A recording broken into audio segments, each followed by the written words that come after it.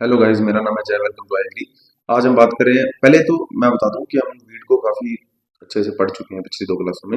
अब हम वीड की मैनेजमेंट के बारे में बात करेंगे। ओके, तो चलिए वीड की मैनेजमेंट क्या होता है उसके बारे में पढ़ लेते हैं। Concept of weed prevent, eradication and control. खरपतवार की रोकथाम, उन्मूलन एवं नियंत्रण की अवधारणाएं पढ़ते हैं। ठीक है जी, तो वीड प्रिवेंशन की बात करते हैं। होता क्या है वीड प्रिवेंशन? ठीक है जी, तो means preventing the entry and spread of weed. मतलब हम, ये आपने सुना होगा, precautions are better than cure. मतलब सावधानी क्या कहते हैं, उपचार से बेहतर है कि हम पहले ही सावधानी बरत लें। ठीक है, वीड की ग्रोथ को बढ़ने ही ना दें, वीड की पॉपुलेशन को ग्रो ही ना होने दें, वीड को फील्ड में आने ही ना दें। ठीक है, और उसके बीजों को स्प्रेड होने ही ना दें। ठीक है, तो उससे क्या होगा, वीड की पॉपुलेशन कम रहेगी तो कंपटीशन होगा ही नहीं। तो ये वो है, ठीक है, ये सावधानी है। तो हम क्या करेंगे इस मेथड में, खरपतवारों को खेत में आने में फैलने से रोकना, इसे ही बोलते हैं प्रिवेंशन, वीड प्रिवेंशन। तो अब मेथड क्या है? Use weed free certified seed. आप बीज सर्टिफाइड प्रमाणित बीजों का उपयोग करें जो खरपतवार रहित होंगे। ठीक है, वीड फ्री होंगे। क्लीन फार्म इम्प्लीमेंट्स, कृषि के जो औजार हैं उनको बिल्कुल साफ रखें। ठीक है, साफ रखेंगे तो उनसे ऐसे कह सकते हैं कि वेजिटेटिव पार्ट वगैरह कहीं उनके साथ चिपक के एक स्थान से दूसरे स्थान में स्थानांतरित ना हो जाए, वीड ना फैल जाए, क्योंकि वीड की ग्रोथ वेजिटेटिव पार्ट कायिक ग्रंथि से भी होती है, जिसे हम एसेक्सुअली रिप्रोडक्शन कहते हैं। आपने सुना होगा।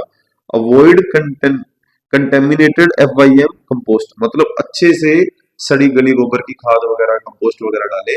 जैसे कि मैंने आपको पिछले क्लासों में बताया था कि जो जानवर जैसे चारा खाते हैं और उसी को ही वो जब अपशिष्ट पदार्थ निकालते हैं, एक्सक्रेटा निकालते हैं, तो उसके साथ एज इट इज उसी उसमें सीड आपको देखने को मिलते हैं। और वही आगे जब आप सड़ी गली खाद का उपयोग नहीं करते, अच्छे से डिकम्पोज्ड FYM का उपयोग नहीं करते, तो वो फील्ड में ट्रांसफर हो जाते हैं और वहां पे जाके एज अ वीड ग्रो करते हैं। फील्ड सैनिटेशन, मतलब आप खेत की स्वच्छता करें। आपने सुना होगा फार्मेल्डिहाइड या फॉर्मेलिन का 1% का घोल खेत में डालते हैं। ठीक है, तो इससे क्या होता है, या आप ऐसे समझो हर्बिसाइड वगैरह आप ऊपर डालते हैं। ठीक है, जिससे क्या होता है, पूरे के पूरे शाकनाशी को डालने से खेत में कोई भी शाक नहीं बचता। ये भी एक तरह से फील्ड सैनिटेशन का ही काम होगा। ओके, खेत को अच्छे से वीड रहित कर दिया जाता है, खरपतवार रहित कर दिया जाता है। ये है cheap and best method but needs awareness. Cheap है, बेस्ट मेथड है, पहले ही आप सावधानी बरत लेते हो तो ठीक है, बाद में ज्यादा लॉस देखने को नहीं मिलता। लेकिन इसके लिए आपको अवेयर होना जरूरी है कि आपके फील्ड में वीड की पॉपुलेशन कैसी रहती है। आप क्रॉप रोटेशन वगैरह भी यूज कर सकते हो अच्छे से। इन चीजों को करने से वीड की जो पॉपुलेशन है उसको कंट्रोल कर सकते हो, और भी आप कुछ लिख सकते हो, ऐड कर सकते हो अपनी तरफ से। वीड एराडिकेशन क्या होता है? ठीक है जी, वीड एराडिकेशन होता है उन्मूलन करना। अब ये क्या है? Complete removal of weed from an area, किसी क्षेत्र से खरपतवार का पूर्ण रूप से नाश करना। ठीक है, पूर्ण रूप से हटा देना, एराडिकेशन मतलब उखाड़ के फेंक देना, एक तरीके से आप ऐसे समझो। प्रैक्टिकली डिफिकल्ट है और कॉस्टली भी है, काफी डिफिकल्ट भी है। मतलब काफी लेबर भी लगती है इसमें, और कॉस्टली भी है। लेबर लगती है तो कॉस्टली भी होगा। पॉसिबल ओनली फॉर न्यू और आइसोलेटेड वीड्स, वहीं जहां नए और आइसोलेटेड वीड्स है, जाना ये possible only for new and और आइसोलेटेड वीड्स। ठीक है, वही कर सकते हैं जहां नए नए वीड्स आ रहे हैं, और वो स्थान अब देखते हैं। इसके कहने का मतलब क्या है कि जहां नए नए वीड अभी निकल रहे हैं, ठीक है, वहां आप तो उसको क्या कर सकते हो, कंट्रोल कर सकते हो, वही पॉसिबल है। अगर ज्यादा पॉपुलेशन हो जाती है तो वहां पॉसिबल नहीं है। ठीक है, एग्जाम्पल की बात करें, eradication of parthenium from limited area. ठीक है, जैसे पार्थेनियम को आपने क्या किया, लिमिटेड एरिया से लिमिट कर दिया। अब मैं आपको बता रहा हूँ यहाँ पे एक्चुअली ये कहना क्या चाह रहा है। ये क्या कहना चाह रहा है कि आपने अगर किसी जगह से उसको पूरी तरह से उखाड़ के फेंकना है, तो आप उस पर सरकार क्या करती है, प्रतिबंध लगा देती है, रोक लगा देती है। ठीक है, तो जब इन्होंने पार्थेनियम को प्रतिबंध लगाया, उसको लिमिट कर दिया किसी एरिया में कि यहाँ से ले जाना मना है और यहाँ पे लाना मना है, कहीं भी आप उसको ऐसे लेके नहीं जा सकते। ठीक है, तो उसको बोलते हैं एराडिकेशन। वीड कंट्रोल की बात करते हैं। वीड कंट्रोल क्या होता है? मींस रिड्यूसिंग वीड पॉपुलेशन, मतलब वीड की जो खरपतवार की जो संख्या है, पॉपुलेशन है, उसको क्या करना, कम करना। और बिलो इकोनॉमिक थ्रेशोल्ड लेवल, उसको इकोनॉमिक थ्रेशोल्ड लेवल ETL की बात कर रही है, ETL से नीचे लेके जाना। ETL एक ऐसी लेवल बोलते हैं, मतलब एक ऐसा स्तर बोलते हैं फील्ड में, जब आप ETL लेवल से चीजें ऊपर जा रही है। ठीक है, फिर वो इंसेक्ट के लिए भी आता है, और ये वीड्स के लिए भी आ जाता है इस तरीके से कि एटीएल से अगर ऊपर जा रही है तो लॉस मतलब कंट्रोल करने पे बात आ चुकी है कि अब अवेयर हो जाओ भाई, अब कंट्रोल कर लो, अब आपका लॉस होने लग गया है काफी हद तक। वैसे नॉर्मल ईटीएल लेवल से नीचे रह रहा है तो ठीक है, एल्ड का इतना लॉस नहीं होगा, नॉर्मली जितना हम एक्सपेक्ट करते हैं उतना तो होगा ही होगा। बट ईटीएल लेवल ऐसा है कि आपकी इकोनॉमी पे, अब आपकी जो इनकम पे फर्क पड़ने लग जाएगा अब, कि अब आप जितना कमाओगे उसमें आपको काफी हद तक परसेंटेज तो इसमें देना पड़ जाएगा कि अब कंट्रोल कर लो भाई, अवेयर हो जाओ। ठीक है, एक तरीके से आप इसको मोटे मोटे तौर पे समझो, खरपतवार को हानिकारक स्तर से नीचे रखना, कि अब उनका कंट्रोल करना बहुत जरूरी हो जाएगा, वरना आपने कंट्रोल किया तो उनकी पॉपुलेशन बहुत हद तक बढ़ जाएगी, फिर आपका बहुत ज्यादा लॉस होगा। ठीक है, तो इसके लिए कंट्रोल करने के लिए हम फिजिकल, कल्चरल मेथड और वीड कंट्रोल जैसे भौतिक एवं सांस्कृतिक विधियों का उपयोग करते हैं। ठीक है, अभी तो हम पहले तो फिजिकल और कल्चरल करेंगे, वैसे उसमें रासायनिक है, बायोलॉजिकल भी है, लेकिन अभी यहाँ पे ये दो करते हैं। फिजिकल मेथड्स मतलब भौतिक विधियां, control weeds by physical force, आप अपने हाथों द्वारा, फार्मर करता है, ठीक है, जैसे कि अब यंत्रों का यूज करते हो जो खुरपी वगैरह, इनका उपयोग करने की बात कर रहे हैं। फिजिकल फोर्स और मैकेनिकल मीन्स, शारीरिक बल द्वारा, यंत्र द्वारा, जैसे कि हैंड वीडिंग, हाथ से निराई गुड़ाई, हाथ से पौधों को उखाड़ना और फेंकना, बाहर निकाल के कहीं जला देना, गाड़ देना, वैसे जला देना ज्यादा सही रहता है। होइंग मतलब खुरपी वगैरह लेके आप क्या करते हो, खुरच के उसे निकाल देते हो। ठीक है, टिलेज जुताई करके, टिलेज का ऑपरेशन तो किया ही जाता है वीड कंट्रोल के लिए। मूविंग कटाई वगैरह करना उनकी, बर्निंग उनको जलाना। ठीक है, effective for annual weed, labour intensive, costly. ठीक है, इफेक्टिव है और एनुअल वीड के लिए, ये जो एक वर्षीय वीड होते हैं जो एक सीजन में अपना लाइफ स्पैन पूरा कर लेते हैं उनके लिए इफेक्टिव है। बाकी लेबर भी लगती है इसमें काफी और कॉस्टली भी है, हाथों से तो निकालना तो। अब कल्चरल मेथड की बात करते हैं, सांस्कृतिक विधियों की।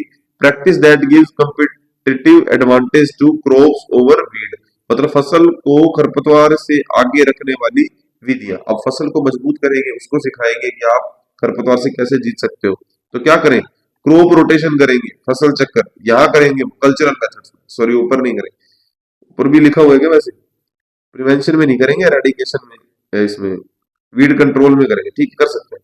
क्रॉप रोटेशन की बात करते हैं, फसल चक्कर, प्रॉपर सोइंग टाइम, सही समय पर बुआई करके। ठीक है, ऑप्टिमम प्लांट पॉपुलेशन, प्लांट की पॉपुलेशन को ऑप्टिमम रख दो, ठीक है, जिससे ज्यादा फर्क ना पड़े।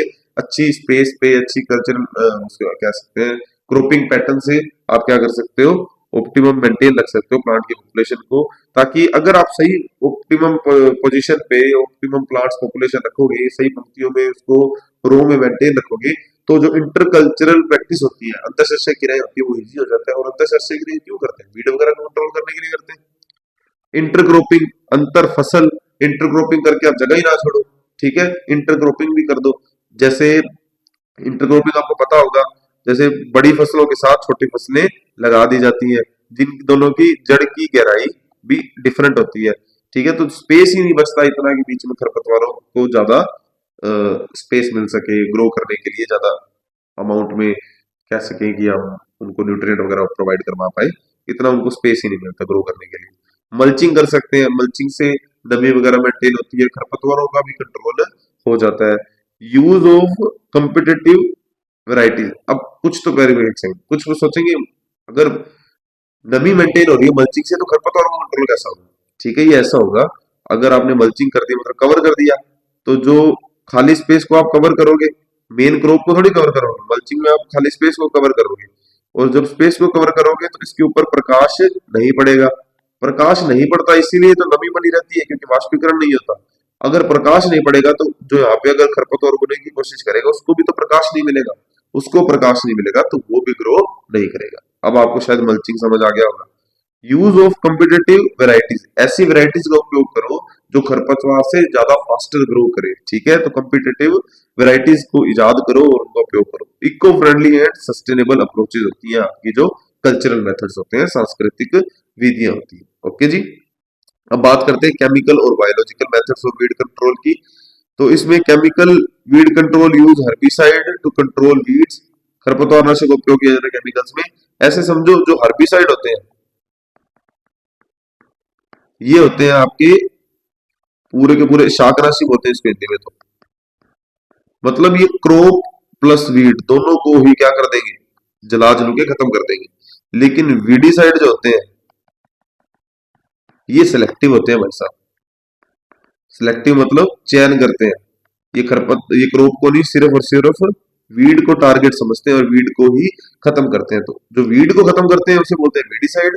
हर्बिसाइड फिर वो चाहे क्रॉप हो चाहे वीड हो, दोनों को ही खत्म कर देते हैं। ये होते हैं non selective.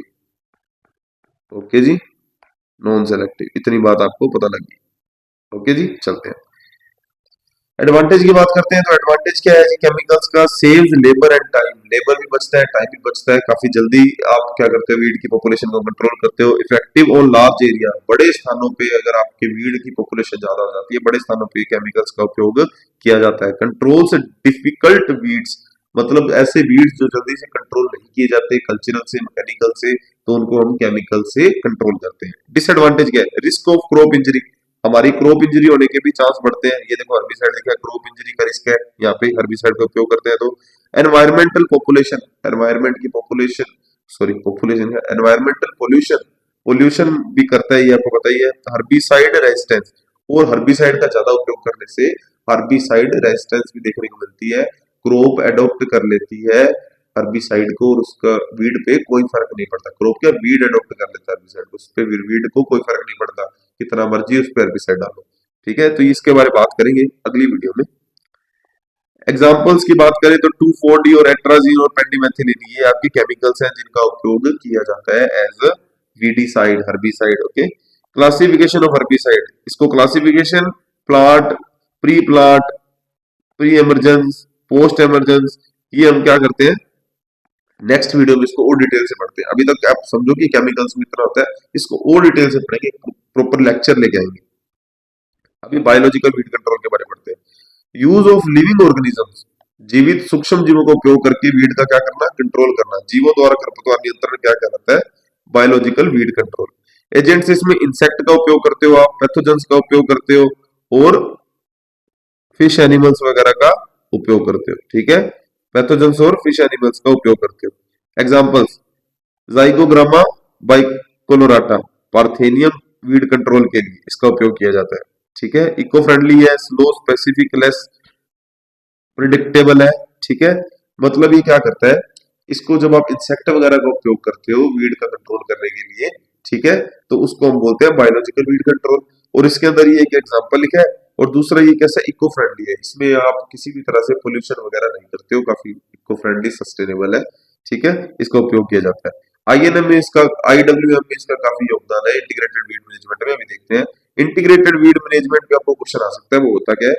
Integrated weed management is the judicious combination of all weed control methods, मतलब चाहे फिर वो आपका फिजिकल है, चाहे मैकेनिकल, फिजिकल मैकेनिकल, चाहे कल्चरल, चाहे केमिकल, चाहे बायोलॉजिकल, इनका एक सामूहिक उपयोग करना।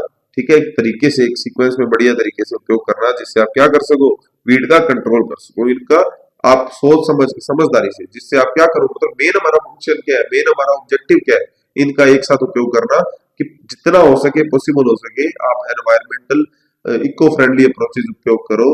ठीक है, और जितना हो सके सस्टेनेबल अप्रोचेज पे आप ध्यान दो, पोल्यूशन को कम से कम रख के वीड का कंट्रोल करो। इसमें क्या क्या कंपोनेंट्स है? कंपोनेंट्स है इसमें preventive methods, cultural practices, mechanical methods, chemical control, biological control, इनका उपयोग करना। कोशिश करनी है कि केमिकल कंट्रोल है जो, जिससे हमें पता है पोल्यूशन होता है, इसको सबसे लास्ट में, एंड में आप यूज करोगे, कोशिश यही करनी है। No single method is sufficient alone, कोई भी एक मेथड वो पूर्ण रूप से अकेला प्रभावी नहीं होगा। ठीक है, एडवांटेज ऑफ आईडब्ल्यूएम, ठीक है, इंटीग्रेटेड वीड मैनेजमेंट की बात करें तो सस्टेनेबल वीड कंट्रोल की बात करते हैं। एडवांटेज क्या है? सस्टेनेबल वीड कंट्रोल की, हम क्या कर लेंगे, वीड का कंट्रोल कर लेंगे जिसमें हम पर्यावरण को कम से कम नुकसान पहुंचाएंगे। रिड्यूसेज हर्बिसाइड डिपेंडेंसी, मतलब शाकनाशी का कम से कम उपयोग करेंगे, पोल्यूशन को कम से कम बढ़ाएंगे। और डिलेज रेजिस्टेंस डेवलपमेंट, मतलब जो पौधे के बीच जो खरपतवारों के अंदर जो रेजिस्टेंस आ जाती है, ठीक है, प्रतिरोधक क्षमता आ जाती है केमिकल्स के प्रति लड़ने के प्रति, मतलब केमिकल्स वगैरह शाकनाशी के प्रति लड़ने के प्रति जो प्रतिरोधी क्षमता आ जाती है, उसको हम क्या करेंगे, डिले कर देंगे। काफी टाइम बाद हम, तब तक हम अच्छे से वीड कंट्रोल करते रहेंगे, उसको डिले कर देंगे उस प्रोसेस को। इको फ्रेंडली होगा, ये पर्यावरण को सपोर्ट करेगा, मतलब इको फ्रेंडली होगा। इकोनॉमिकल इन लॉन्ग रन, लंबे समय में देखा जाए तो ये क्या होगा, इकोनॉमिकल होगा, एक इनकम के लिए अच्छा होगा, कम से कम नुकसान आपको देखने को मिलेगा लंबे समय में देखा जाए तो। क्योंकि फसल एक थोड़ी लेनी है, आपको फील्ड में फसल तो काफी लेनी है, ठीक है। तो आप अगर इनका कंट्रोल अच्छे से करोगे, आईडब्ल्यूएम को यूज करोगे, तो आपको लॉन्ग टर्म में काफी फायदा ही फायदा होगा, ठीक है। आईडब्ल्यूएम एग्जांपल्स फील्ड क्रॉप उदाहरण जैसे कि वीड फ्री सीड आपको देखने को मिलेंगे, ठीक है। आप क्या करो, वीड फ्री सीड का कोशिश करो, सीड लाओ तो वीड फ्री लाओ, सर्टिफाइड लाओ, ठीक है। प्रॉपर क्रॉप रोटेशन रखो, क्रॉप की जो रोटेशन है उसको आप मेंटेन रखोगे तो कंट्रोल हो जाएगा। वन हैंड वीडिंग, ठीक है, वन हैंड वीडिंग और one pre emergence herbicide, mulching, effective plus safe weed management, मतलब इन चीजों का आप उपयोग करो, हैंड वीडिंग वगैरह करके, ठीक है, जिसमें आपने फिजिकल मेथड का उपयोग कर लिया। वन प्री इमरजेंस, ये केमिकल के लिए हो गया कि आपने प्री इमरजेंस का उपयोग, मतलब एक आपने प्री इमरजेंस कर दी, जैसे सीड सीड की बुआई बुआई क्या सीड की अंकुरण से पहले आपने क्या कर दिया, एक हर्बिसाइड का उपयोग करके तो बाकी सारे खरपतवारों को खत्म कर दिया, तो आप ओवरऑल कर क्या रहे हो, फिर मल्चिंग कर दी। ये जो स्टेप है आप यूज करके इससे क्या कर रहे हो, वीड को कंट्रोल कर रहे हो, ठीक है। ये एक सस्टेनेबल अप्रोच मानी जाती है, आईडब्ल्यूएम की एक इंटीग्रेटेड वीड मैनेजमेंट की एक अप्रोच मानी जाती है, जिसके अंदर वीड की पॉपुलेशन अच्छे तरीके से कंट्रोल करके आप अच्छा प्रोडक्शन ले सकते हो। ठीक है जी, तो आज के लिए बस इतना ही, अब मिलेंगे नेक्स्ट वीडियो में, ठीक है। अब मेरे ख्याल से आपका लास्ट टॉपिक बचा है, उसको हम अच्छे से कर लेंगे और आपका एग्रोनॉमी का सिलेबस कंप्लीट हो जाएगा। तो आप उस वीडियो के लिए हमें सब्सक्राइब कर लीजिए, हम लोग क्वालिटी में रखते हैं, नेक्स्ट वीडियो मिलते हैं, thanks for watching, bye bye guys.